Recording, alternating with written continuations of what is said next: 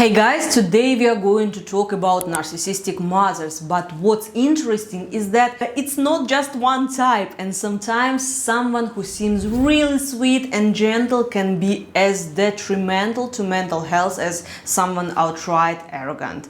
There isn't just one template. I'm Darina, a provisional psychologist in Australia. Let's get started. So in this video, I want to walk you through 3 main types of narcissistic mothers and explain how they manipulate, how they make you feel, and why it's so hard to break free. But before we dive into the types, let's get one thing clear. Narcissistic mothers, just like all manipulators, don't control you through facts. They control you through emotions. So here is a quick test for you. If you find yourself feeling those emotions every time you interact with someone, especially a parent, there is a high chance you are being manipulated and not loved.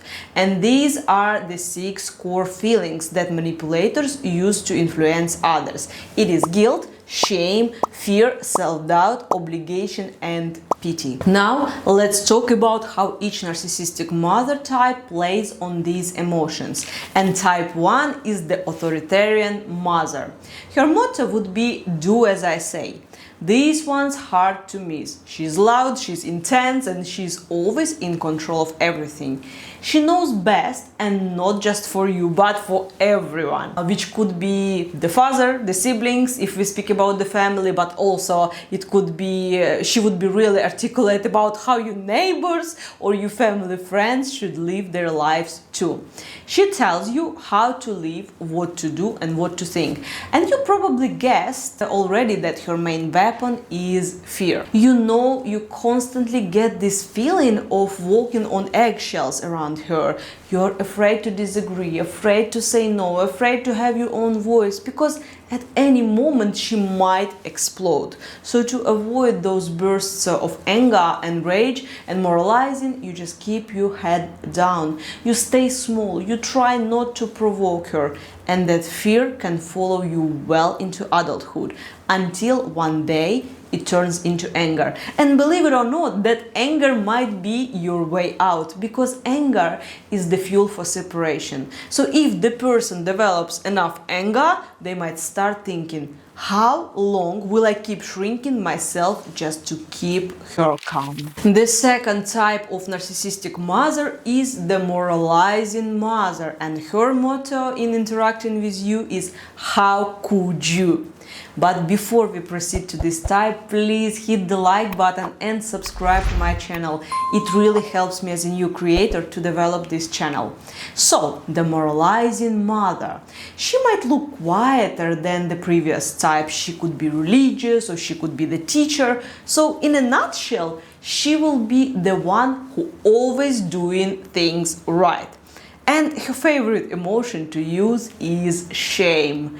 And as a consequence, you will never feel like a good enough daughter or good enough son. She'll say things like, "How could you act like that? Where did I go wrong with you? Other people's children don't behave this way." She doesn't yell like the authoritarian mother, but she judges. And she does that constantly. She makes you feel like you're a total disappointment, and that shame can slip into every area of your life, your relationship, your sexuality, your career, and as a result, you develop this core belief that something is totally wrong with you. Now let's move on to the most discreet and probably the most dangerous type of narcissistic mother, and that is the victim. Her life motto is, "Look what you've done to me." She's the mother who appears soft, vulnerable, she's always suffering, she doesn't control you with fear or shame, but she uses something much heavier, and that is pity. She makes you her forever caregiver. She sighs, she cries, she tells you how hard everything is for her and how little everyone helps. She doesn't scream, but she drains all your energy. And here is where it gets toxic. She often manipulates through her health issues, real or perceived. She says things like, you didn't call, you don't care about your older mother, or you upset me so much, my heart was aching, I was calling the ambulance once you left. If you don't take care of me, don't comply, don't put me first, something will happen to me and it will be your fault. And that is an incredibly heavy load for any child to carry. It's heavy for any adult to carry. And often the person who was raised by this type of mother is just afraid to make a move, afraid to leave, to travel, to fall in love with someone their mother would not approve of, because the mom will suffer if they cause her any kind of stress. And here's the hardest truth. Many of these mothers don't actually have a serious illness. Most of the time it's exaggerated, but the emotional toll on the child is completely real. Now let's talk about which type is the worst. And despite her soft appearance, the victim mother is the one that keeps you stuck the longest.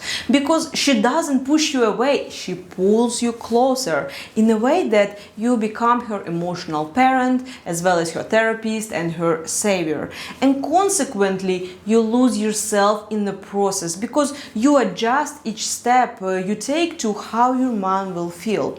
Is it going to upset her? Is it going to bring her to the hospital? And so on.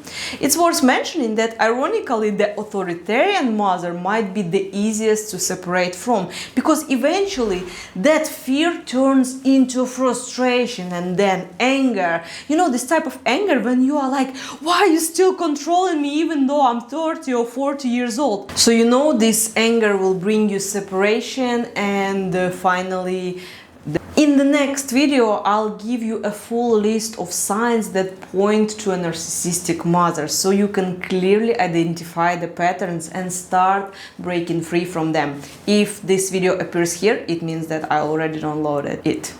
If you found this video useful, please hit the like button and subscribe to my channel. It really helps me as a new creator to develop this channel. Look after yourself and your loved ones, and I will see you in next videos.